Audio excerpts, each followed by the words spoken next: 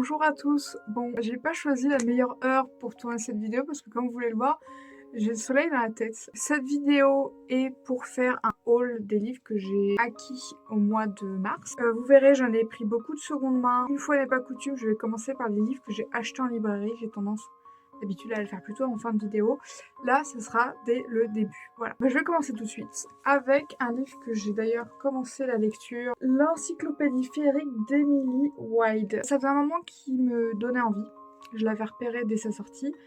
Et là, de l'avoir vu en poche, j'ai eu du mal à me retenir de l'acheter. Donc voilà. Ça parle de quoi? Emily Wilde. Elle vit dans un monde un peu comme le nôtre, mais où les fées, les fairies, plutôt les petites créatures féeriques que des grandes fées comme dans Un palais de roses et d'épines ou dans Le Prince Cruel existe. Là, c'est plutôt voilà, des petites fées. Elle décide de faire une encyclopédie pour regrouper tous les types de fées du monde entier, si j'ai bien compris.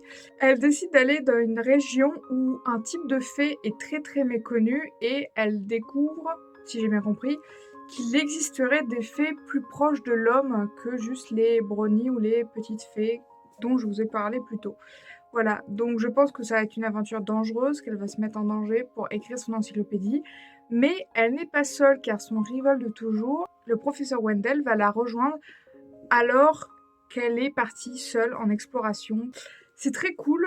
Pour l'instant, le peu que j'ai lu, ça m'a bien plu. J'ai fait une pause pour lire autre chose. Je m'attendais pas à ce que ça soit écrit en fait comme si c'était son journal. Voilà, on suit le récit du coup à travers son prisme parce que c'est des pages de son journal qu'elle raconte. Voilà. Ensuite, j'ai bien évidemment acheté en ce mois de mars Lever de soleil sur la moisson. Je vous en parlerai parce que c'est à cause de ça que j'ai arrêté ma lecture d'Emily. C'est que je pouvais plus attendre. Je l'ai récupéré un jour ou deux après. J'ai dû récupérer pas le 20 mais le 21 ou le 22. C'était très bien. J'ai sauté au plafond plus d'une fois en lisant ce livre. Qu'est-ce que je pourrais vous en dire? À l'aube des 50e Hunger Games, on va suivre en fait l'histoire d'Haymitch. Il faut savoir qu'Haymitch était déjà un de mes personnages préférés dans la trilogie. Alors dans le tome 1, c'est un peu dur de l'apprécier. Non, je dis ça, mais c'est pas vrai parce que en plus l'acteur qui joue Haymitch est un de mes acteurs de cœur. J'adore cet acteur, donc j'étais tellement content qu'il sorte le livre sur lui et c'était waouh, c'était violent, vous vous en doutez bien, mais pas que, c'était beau, c'était triste, c'était beaucoup plus complexe et beaucoup plus de surprises, je m'attendais pas à ça. Beaucoup de personnages qu'on avait déjà vus, un contexte genre sur les parents de Katniss, je vous en dis pas plus, mais je pense que j'ai pas été la seule à être choquée du contenu de ce livre. Et je l'ai dévoré, hein. Je l'ai vraiment lu en 2 jours, je n'ai rien fait d'autre. C'était excellent. Voilà, vraiment, je l'ai adoré du début à la fin. J'ai également été au musée Tommy Ungerer. Il y avait une exposition provisoire et il y avait cette BD de Nino Bulling. J'espère que je le dis bien, La part du feu. Et ça m'a beaucoup intriguée. Elle était en libre accès, donc j'ai commencé à la feuilleter pendant l'exposition. Et quand je suis allée en caisse, elle était à vendre, donc je n'ai pas pu m'empêcher de l'acheter. Donc, je voulais le résumer. À première vue, tout va bien. Alors là, je vais sûrement mal le prononcer, mais Inken sort avec Lily, qui est en harmonie avec elle-même et avec la vie qu'elle s'est choisie. Inken, en revanche, doit mener un combat surtout intérieur pour assumer une identité librement déterminée. Sur fond de crise climatique mondiale, Inken se cherche un nouveau prénom et tente de savoir ce qui, dans son existence, peut être conservé et ce qui doit disparaître. Qu'est-ce qui nous constitue en tant qu'être humain? Devons-nous tout réduire en cendres pour nous redéfinir?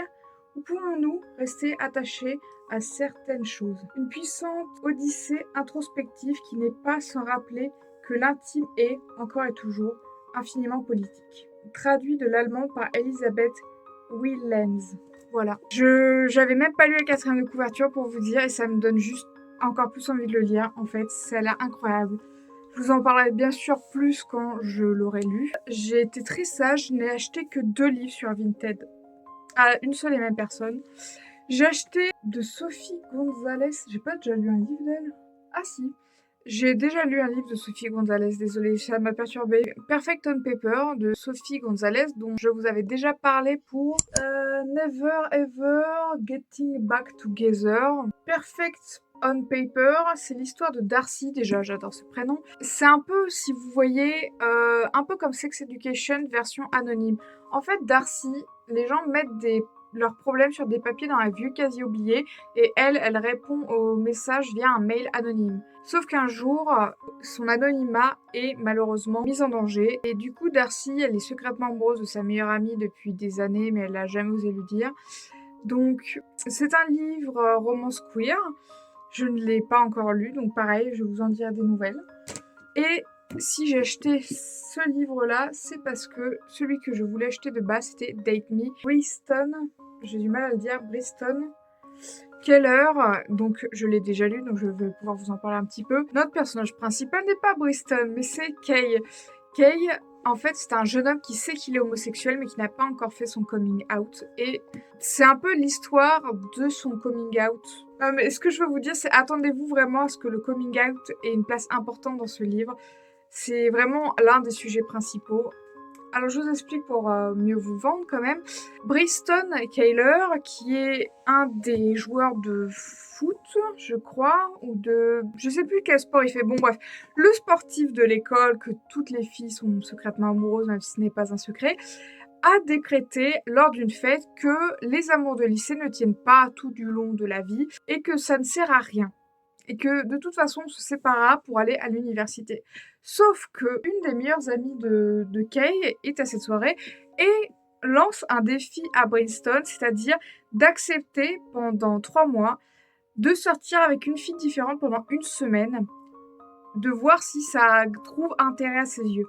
Sauf qu'il n'a pas précisé dans ses règles que c'était forcément des filles. Vers la fin du challenge, Kay va tenter sa chance et demander à Briston, je suis désolée si ça se prononce autrement, de le dater pendant une semaine et voilà, mais c'était adorable. J'ai passé un très bon moment de lecture. Après, dans la seconde main, j'ai trouvé dans un magasin de seconde main comment se débarrasser d'un vampire amoureux et comment sauver un vampire amoureux de Bert Fantasque. C'était une duologie que j'avais envie de lire depuis un petit moment parce que, vous le savez peut-être, j'aime les histoires de vampires. Et je les avais repérées, je sais plus vraiment comment, mais je m'étais dit que ça avait l'air d'être une bonne lecture. Et que ne fut pas ma surprise de tomber dessus par hasard, donc j'étais ravie, donc je n'ai pas hésité une seconde à les acheter. Je vous lis le résumé du tome 1. Jessica attendait beaucoup de son année de terminale. Indépendance, liberté, fête... Elle n'avait certainement pas vu venir Lucius Valdescu.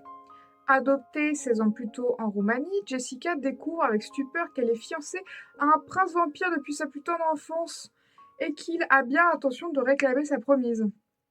Séduisant, ténébreux, romantique, Lucius est persuadé que Jessica va lui tomber dans les bras.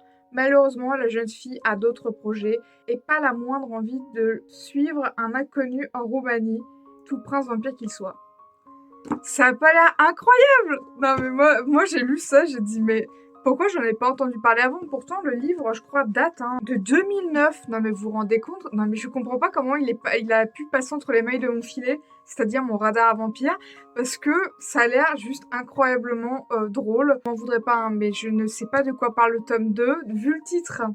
Je me doute bien à peu près dans quoi ça va tourner vaguement, mais voilà, pas de spoil pour ma part, merci. Ensuite, pareil, toujours dans une autre boutique de seconde main, j'ai trouvé 2 livres, j'ai trouvé Regretting You. C'est mon premier Colleen Hoover, je n'ai jamais rien lu d'elle. Et si je l'ai acheté, parce que les livres de Colleen Hoover me donnent rarement envie. C'est pas du tout contre elle, hein, mais juste... contre elle... Je sais qu'il y a eu pas mal de polémiques et là, elle a fait une pause dans sa carrière d'autrice, voilà. Mais Regretting You, c'est dur à dire, me donnait envie parce que c'est About Estelle qui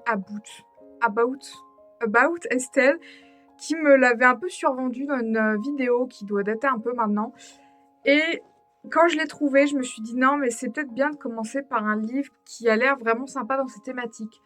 En gros, Morgane est devenue mère quand elle était encore adolescente et sa fille Clara, qui a maintenant 17 ans, l'âge auquel elle-même est tombée enceinte, elle remet un peu sa vie en question et ça a l'air de parler d'amour, de liens familiaux, de sa relation avec sa fille, d'autres choses. Et j'avoue que ça m'a un peu intriguée.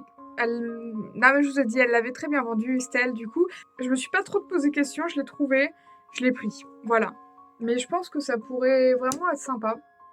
Et j'ai trouvé, malheureusement, j'aurais dû être plus attentif, mes 14 ans, enquête sur la découverte de ma sexualité, sauf que je n'avais pas vu.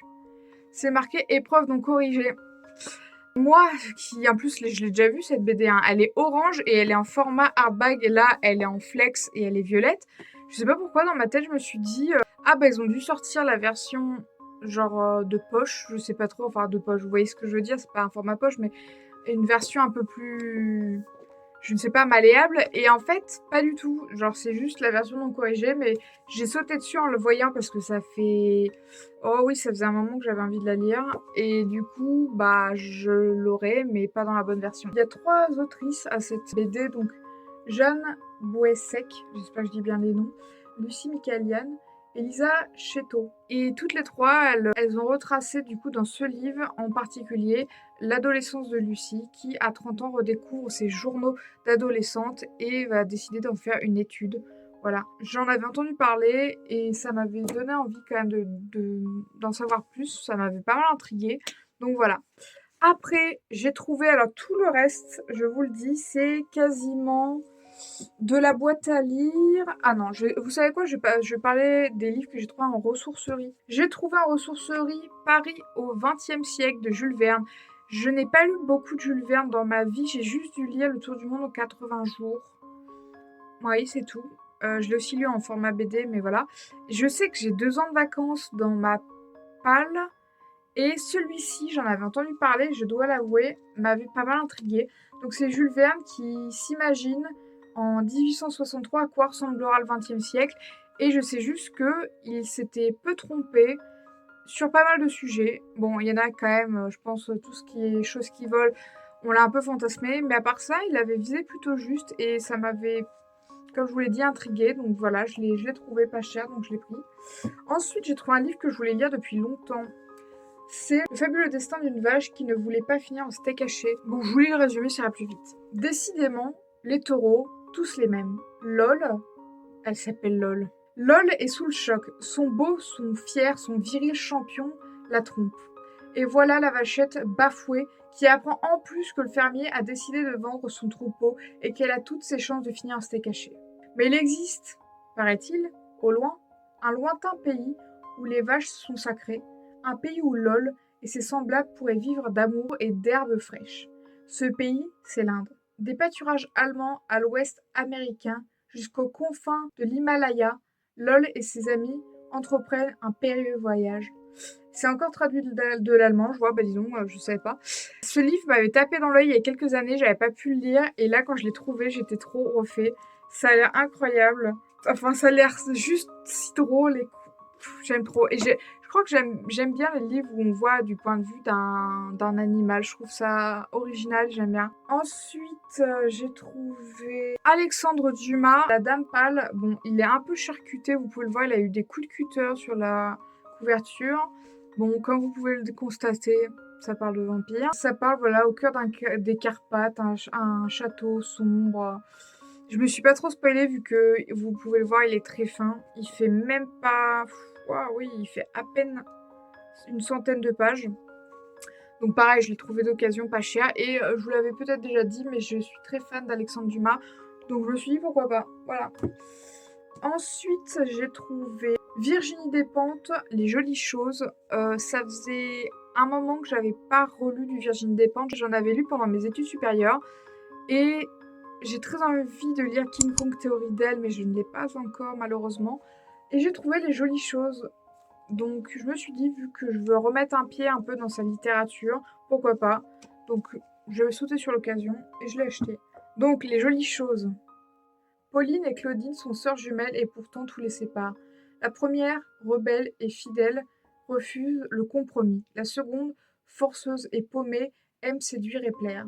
Mais quand cette dernière se suicide, Pauline prend sa place et bascule dans un monde factice et frelaté. Virginie Despentes trace le portrait de cette femme éprise de vérité à la fois grâce et martyr, dont la descente aux enfers est un appel désespéré à la douceur, à l'amour. Je crois que j'avais même pas lu le résumé, vous voyez, donc je le découvre en même temps que je vous le lis là, mais je crois que je voyais de quoi parler les jolies choses, mais j'avais oublié qu'il y avait une histoire de sœurs jumelles qui se suicident. Ok, ça va être une sacrée lecture. Je vois qu'il y a la lumière qui décline là depuis le début de la vidéo. Et le dernier livre que j'ai trouvé, c'est Le Magicien d'Oz de L. Frank Baum. J'ai vu il y a peu de temps la vieille version du Magicien d'Oz de... Je vous mettrai la date, je sais même pas de quand elle date. Et du coup, quand je l'ai trouvé en format livre, donc vous voyez, c'est la vieille édition Folio Junior. Pareil, elle fait à peine 200 pages. Je me suis dit, tiens, pourquoi pas lire l'œuvre originale. Pour en revenir au Magicien d'Oz, je pense que vous connaissez l'histoire de Dorothy qui est emportée, elle et sa maison, par une tornade et s'écrase au pays d'Oz sur une sorcière et va devoir trouver le magicien d'Oz pour pouvoir rentrer chez elle. Voilà. Après, tout ce qui reste, il y en a pas mal, vous allez voir. Tout ce qui reste, je les ai trouvés en boîte à livres. J'ai trouvé de Gustave Flaubert, L'éducation sentimentale. Je vais pas vous mentir, je l'ai un peu pris en me disant peut-être que je lirai. Il y a peut-être moyen que je le repose en boîte à lire parce que je l'ai pris en me disant pourquoi pas, c'est un classique. Et pareil, il a l'air très gros, mais il fait un peu moins de 500 pages. Donc voilà, c'est un classique. Ça parle d'un homme, il me semble, qui tombe facilement amoureux et on le compare beaucoup au Bovary masculin, c'est marqué dans le texte derrière. Donc voilà, et en plus, en prime, j'ai vu que j'avais gagné un magnifique marque-page d'occasion de Leonardo DiCaprio de Miss Star Club, voilà. Donc à la page 49, donc vous voyez, c'est pas aller bien loin dans la lecture, ça m'a fait rire. Ensuite, j'ai trouvé Electre de Jean Giono. Je l'ai pris parce que c'est une pièce de théâtre. Et comme je vous l'ai dit dans une précédente vidéo, j'essaie de me remettre à la lecture du théâtre cette année parce que c'est quelque chose que j'aime. Et Electre, si je dis pas de bêtises, ça doit être dans la mythologie grecque. Enfin, elle a un lien avec les mythologies grecques. Et j'essaie de m'ouvrir un peu plus à tout ce qui a attrait à la culture gréco-romaine. Voilà, donc ça faisait une pierre de coups. Dans le même vibes, j'ai trouvé de Pierre Corneille Horace, qui est aussi une pièce de théâtre, donc pareil. Après, j'ai trouvé de Didier Van Cauwelaert, je suis désolée si ça se prononce pas du tout comme ça, Jules, qui est l'histoire d'un chien aveugle qui est malheureusement envoyé à la retraite anticipée car sa fidèle maîtresse aveugle a soudainement retrouvé la vue. Malheureux à mourir, il est placé à un autre maître, mais celui-ci est tellement désespéré de voir son chien déprimé qu'il décide de retrouver la belle et mystérieuse jeune femme qui était la maîtresse de Jules. Voilà, je l'ai pris, techniquement je l'ai déjà en grand format d'ailleurs je crois, mais vu que je ne l'avais pas sous la main et que ça avait l'air quand même rigolo, je me suis dit que j'allais le prendre et si jamais je le lis ou que je retrouve l'original que j'avais, je le remettrai en boîte à lire. Mais voilà, ça faisait un moment qu'il était dans ma palle aussi. C'est un auteur que je connais de nom, mais j'ai jamais rien lu de lui, il me semble. Donc voilà. C'est que je savais pas que Libro, la collection, existait avant le passage de l'euro. Donc j'ai découvert quelque chose. J'ai trouvé plusieurs Sherlock Holmes. J'ai trouvé 3 Sherlock Holmes en format Libro. J'ai trouvé Sherlock Holmes Scandale en bohème, suivi d'une étude en rouge, ainsi que Le signe des 4. Alors, j'ai vu la série avec Benedict Cumberbatch. Donc, il y a 2-3 titres qui me parlent. Mais je vais pas vous mentir, ça reste quand même éloigné de l'œuvre originale. Donc, ça va être quand même une découverte. Voilà. Je vais pas vous faire le résumé des enquêtes parce que j'ai pas trop envie de me spoiler. Mais voilà, je me suis trouvé les trois petits Sherlock Holmes là. Ça m'a fait plaisir de tomber là-dessus.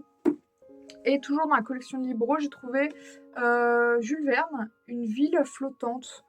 Et vu que je vous ai dit que j'ai pas grand-chose de Jules Verne et que c'est tout petit et que j'ai envie de lire plus de SF et que ça avait l'air d'être quand même un peu de la SF, je l'ai pris. Donc voilà. Toujours dans la SF, tiens, j'ai trouvé La machine à explorer le temps de H. Ah non, il y a son. J'étais à H.G. Wells, mais c'est marqué Herbert George Wells, donc je savais pas du tout qu'il s'appelait comme ça. Donc voilà, la machine à remonter, à explorer le temps. C'est un classique, je crois qu'il y avait pareil eu un vieux film dans les années 50, 60. J'étais intriguée, il me semble que j'en ai d'autres dans ma bibliothèque, mais pareil, j'ai pas réussi à mettre la main dessus. Peut-être l'île... y a pas un titre avec une île... l'île du docteur Moreau ou... Ça se trouve, je confonds, mais je ne crois pas de mémoire. Bref, du coup, je l'ai trouvé. En boîte à lire, j'étais refait parce qu'il est en excellent état. C'est une collection que j'aime bien, les folios SF argentés comme ça. Alors, la machine à explorer dans le temps. Bah, vous savez quoi? Le résumé ne dit rien à part qu'il parle de la Terre qui change. Donc, les détails sont pas très... En fait, je pense que c'est un morceau du livre qui... Je déteste quand les résumés sont des extraits de livres parce que ça ne... Je trouve pas ça très vendeur, quoi. Même si des fois, je trouve que les résumés des livres sont un peu trop dans le spoil. Celui-ci ne laisse rien paraître, donc je pourrais pas vous dire de quoi exactement parle la machine à explorer le temps. Mais si mes souvenirs sont bons, ma sœur l'avait lu et m'avait dit qu'il va dans le futur en pensant découvrir le plus de l'humanité. Et en fait, il est assez déçu parce qu'il découvre que pas du tout, en fait, l'humanité a régressé. De mémoire, hein, je vous dis, donc ça se trouve, je confonds peut-être. Mais voilà, je vous en dirai plus quand je l'aurai lu, bien évidemment. Et de lui, toujours, j'avais oublié que c'était de lui, La Guerre des Mondes. Le film avec Tom Cruise m'avait traumatisée quand j'étais jeune, parce que je l'ai vu un peu trop jeune. Je crois qu'il est interdit au moins de 12 ans, et j'ai dû le voir, je devais avoir 10 ou 11 ans. Bon, vous allez me dire, un an après, j'aurais quand même été choquée, je pense. Mais du coup, j'avais envie de redonner une chance par la littérature. La Guerre des Mondes, qu'est-ce que je peux vous en dire? Bah, je peux vous en dire que j'ai vu le film. Donc, La Guerre des Mondes, c'est l'histoire d'une famille, je pense. Mais pareil, là, ça raconte pas du tout le livre. La Guerre des Mondes, c'est l'histoire d'extraterrestres qui ressemblent à peu près à ça, là, des grandes machines sur pattes qui attaquent la Terre, malheureusement, et les hommes se retrouvent à devoir survivre à cette guerre extraterrestre. Et je sais pas du tout si on va suivre le père d'une famille comme dans le film, mais voilà, ça parle de ça. Ensuite, j'étais trop refait parce que l'autre fois j'y pensais, je me disais, tiens, mais j'ai jamais lu ce livre, c'est un truc de ouf, faudra trop que je le trouve en boîte à lire. 2 jours après, je le trouve en boîte à lire. Kafka, La Métamorphose. Je ne sais pas comment j'ai fait pour passer entre les mailles du filet, sachant que je crois que j'ai des amis qui l'ont étudié en cours. Mais La Métamorphose de Kafka, ça faisait un moment que je me disais, je pourrais le lire pour ma culture générale, je dois l'avouer. Donc si vous ne connaissez pas La Métamorphose de Kafka, c'est l'histoire de Georges Samsa. Et en fait, quand il se réveille, il est métamorphosé, je crois, en cafard. Donc on peut le voir là. En plus, c'est du coup un gros cafard, quoi. C'est lui enfin bref, c'est pas genre le petit cafard, il est monstrueux, quoi. Et en gros, ça va être les répercussions du fait que il n'est plus comme avant, il n'est plus apte à faire ce qu'il doit faire au sein de sa famille, de la société. Il a été littéralement métamorphosé en un être, je vais dire abject, parce qu'on va pas se mytho, les cafards c'est pas très ragoûtant, quoi. Donc voilà, ça parle de ça, les métamorphoses de Kafka. Je suis un peu curieuse de le lire parce que c'est tellement un classique que je comprends pas des fois comment j'ai pu passer à côté de certaines choses. Pareil, je sais que j'allais dire, non, je n'ai même pas lu Albert Camus, je suis passée complètement à côté. J'ai étudié des extraits, je crois, de L'étranger quand j'étais au collège, mais je n'ai lu aucune œuvre complète de Camus. Vous le savez, hein, souvent, mais les livres qu'on vous présente en scolarité, c'est pas ceux qui vous marquent forcément le plus. J'avais trouvé ça très ennuyant, mais je pense que de relire adulte maintenant, peut-être soit L'étranger, soit La Peste, peut-être, de Camus, ça pourrait être sympa. Et pour finir, le dernier que j'ai trouvé en boîte à livres, c'est La Place d'Annie Ernaux. Annie Ernaux, j'ai rien lu d'elle, mais ça fait un moment que j'ai envie de la découvrir. Donc je voulais la 4e de couverture. Il n'est jamais entré dans un musée. Il ne lisait que Paris-Normandie. Et se servait toujours de son opinel pour manger. Ouvrier devenu petit commerçant, il espérait que sa fille, grâce aux études, serait mieux que lui. Cette fille, Annie Ernaux, refuse l'oubli de ses origines. Elle retrace la vie et la mort de celui qui avait conquis sa petite place au soleil et dévoile aussi la distance douloureuse survenue entre elle, étudiante, et ce père aimé qui lui disait les livres, la musique, c'est bon pour toi. Moi, je n'en ai pas besoin pour vivre. Je suis quasiment sûre d'avoir lu un extrait de ce livre quand j'étais au collège. Maintenant que je vous en parle, là, je suis quasiment sûre d'avoir lu un extrait de ce livre. Voilà, écoutez, c'était tout. C'était déjà pas mal, mais la moitié des livres que je vous ai présentés, je les ai trouvés en boîte à lire. Donc, je dis toujours boîte à lire, mais je pense que les gens disent plutôt boîte à livres. Mais je sais pas pourquoi je dis boîte à lire. Donc, c'est ça la conclusion de cette vidéo. N'hésitez pas à checker vos boîtes à livres près de chez vous, parce que des fois, vous trouvez des pépites ou des livres que vous avez envie de lire depuis longtemps et que vous n'envisagez pas d'acheter dans l'immédiat et vous les trouvez gratuitement. Puis vous-même, n'hésitez pas à donner des livres que vous savez que vous ne lirez plus ou que vous ne lirez malheureusement pas parce que manque de temps, on ne peut pas tout lire. Hein. Merci d'avoir regardé cette vidéo où la luminosité a été très inégale. En vous remerciant d'avoir pris le temps de la regarder et puis j'espère qu'elle vous a donné des envies de lecture. Je vous dis à bientôt. Bye!